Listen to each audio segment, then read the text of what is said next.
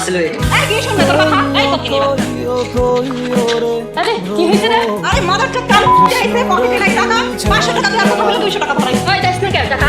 আরে আমি টাকা দিছি তো খুশি হয়ে 200 টাকা দিলাম না এই 200 টাকা কি মাথায় মাথা পাইবো আমার কাছে এই দিয়েছে আরে কাজ করতে 500 টাকা দেওয়ার কথা ও 200 টাকা ধরাই দিছে ও জানে না আমার রেট পাঠাতে না তো ভালো না তেরে শোনা আজকে কোথায়ছো আমি চাইছি পকেট থেকে কোথায়ছো ভাই আমারও তো মন চায় রঙ্গলি না আইছিলাম তো